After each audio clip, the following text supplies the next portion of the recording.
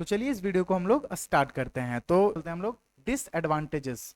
अब देखो, कंप्यूटर के जितने ज़्यादा एडवांटेज हैं उसी तरीके से इसके डिसएडवांटेजेस भी होते हैं हमारी लाइफ में। ठीक है, सबसे पहला है सोशल एंड हेल्थ डिसएडवांटेज। अब सोशल एंड हेल्थ डिसएडवांटेज कहने का मतलब क्या हुआ?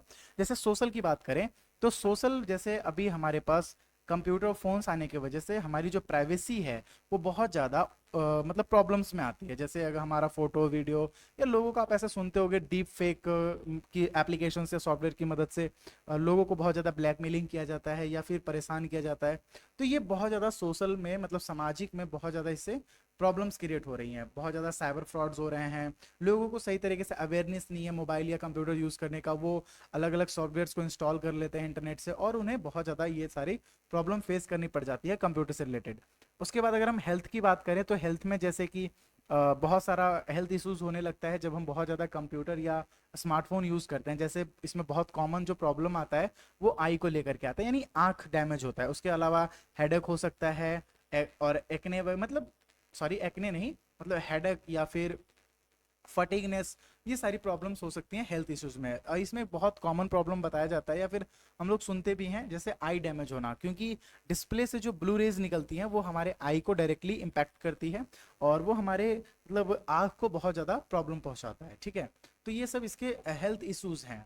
आगे बात करते हैं इसी में सिक्योरिटी एंड प्राइवेसी। जैसे कि मैंने अभी बताया आपको सोशल वाले टॉपिक में कि सिक्योरिटी हमारा बहुत ज़्यादा इससे इम्पैक्टफुल होता है, और प्राइवेसी, क्योंकि ये जो होता है ना, मतलब जैसे हमें अच्छे तरीके से जानकारी नहीं होती और हम लोग कंप्यूटर और स्मार्टफोन को अच्छे तरीके से मैनेज नहीं कर सकते, जिसकी वजह से हमारा जो निजी जानकारियाँ होती हैं, यानी पर्सनल इन्फॉर्मेशन होती हैं, वो लीक होती हैं या फिर साइबर अटैक्स वगैरह होती हैं। या फिर इसके अलावा हम लोग जो कंप्यूटर्स या स्मार्टफोन में बिना किसी जानकारी के कोई एप्लीकेशन वगैरह इंस्टॉल कर लेते हैं और इससे हमारा जो फ़ोन है वो हैक वगैरह हो जाता है।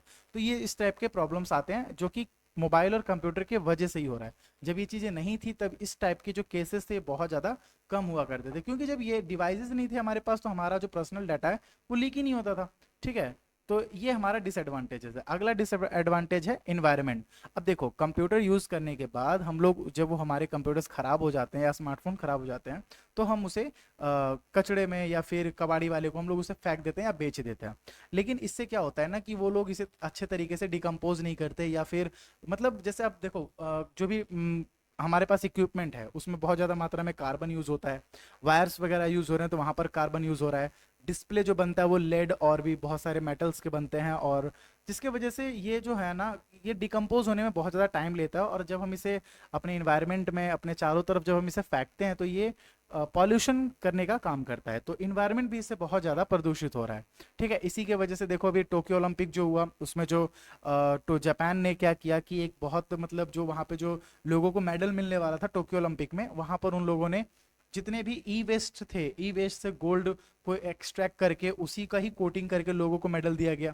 ये एक बहुत पॉपुलर आर्टिकल है, आप इसे गूगल करके देख लेना कि जापान ने पूरी दुनिया को ये दिखाया कि भाई देखो हम ई वेस्ट को किस तरीके से मैनेज कर रहे हैं। उन्होंने क्या किया कि जो भी मतलब ई वेस्ट था उनके पास, उन्होंने उसको कलेक्ट किया और उसमें से, देखो बहुत सारे ऐसे डिवाइसेस होते हैं जिसमें, जिसको बनाने में, जिसका प्रोसेसर या और भी कंपोनेंट्स बनाने में प्रीसियस मेटल्स का यूज़ होता है, जैसे गोल्ड, सिल्वर, इस टाइप का मेटल्स का यूज़ किया जाता है, प्लैटिनम वगैरह का। तो जापान वालों ने उन्हीं मटेरियल्स को एक्सट्रैक्ट करके जो गोल्ड मेडल्स जो बनाए गए थे उसमें उन्होंने कोटिंग करवाया। तो इस तरह से मतलब ये इन्वायरमेंट को प्रॉब्लम पहुंचाता है, लेकिन हम इसे मैनेज भी कर सकते हैं। ठीक है, अगला पॉइंट है इसी में इकोनॉमिक। अब देखो डिसएडवांटेज, इकोनॉमिक्स में भी बहुत सारा डिसएडवांटेज आया है। जैसे कंप्यूटर या फिर ऑनलाइन शॉपिंग के वजह से जो लोकल मार्केट्स थे उनको इस चीज़ें से प्रॉब्लम हो रही है। ठीक है, जैसे लोग जो पहले लोकल मार्केट्स में जो चीज़ें खरीदते थे अब वो सारी चीज़ें ऑनलाइन अवेलेबल हो गई हैं। ठीक है, बहुत सारे लोग ऑनलाइन पे नहीं जा पाते, इसकी वजह से उनका मार्केट भी बहुत ज़्यादा प्रॉब्लम में आ रहा है। इसके अलावा इसमें एक सिक्योरिटी इश्यूज भी है कि हमारा फ़ोन वगैरह हैक होता है या फिर मालवेयर अटैक होता है या फिर साइबर फ्रॉड होता है, तो जिससे हमारा जो पैसा है, जो हमारे बैंक अकाउंट से, वो प्रॉब्लम में आते हैं। ठीक है, तो ये भी एक इसका डिसएडवांटेज है। अगला पॉइंट है एजुकेशनल। अब देखो मैंने अभी इससे पहले वाले टॉपिक में पढ़ा पढ़ा कि कंप्यूटर का एक एडवांटेज भी होता है कि इससे एजुकेशन बहुत बेहतर हो रहा है, लेकिन इसके डिसएडवांटेजेस भी हैं, क्योंकि ऑनलाइन एजुकेशन में हमारे पास बहुत ज़्यादा कंटेंट आ जाता है। मतलब अगर आप यूट्यूब पे कोई क्लास करना स्टार्ट करो, जैसे मेरा ही, अब कंप्यूटर पढ़ रहे हो, ठीक है, कंप्यूटर में बहुत ज़्यादा अब आपको चीज़ें मिलने लग जाएंगी। आप एक वीडियो को यूज देख रहे हो, फिर आपका मन लगेगा नहीं यार दूसरा वीडियो देख लेते हैं। तो इस तरह से हमारे पास कंटेंट बहुत ज़्यादा हो जाने की वजह से हम लोग एक सही कंटेंट को चुन नहीं पाते और हमारा समय बर्बाद होते चला जाता है। तो ये जरूरी नहीं है कि जिससे सिर्फ हमें फायदा मिल रहा है उससे नुकसान नहीं है, उससे नुकसान भी है। अब डिपेंड ये हमारे ऊपर करता है कि हम चीज़ों को किस लेवल पे यूज़ कर रहे हैं और कैसे हमें यूज़ करना है। ठीक है, तो आई होप आपको advantage, disadvantage and what is computer समझ में आया हो। ठीक है, तो अगर आप सभी को मेरा ये वीडियो पसंद आया तो प्लीज़ मेरे वीडियो को लाइक, शेयर एंड सब्सक्राइब कर लेना, मतलब मेरे चैनल को सब्सक्राइब कर लेना।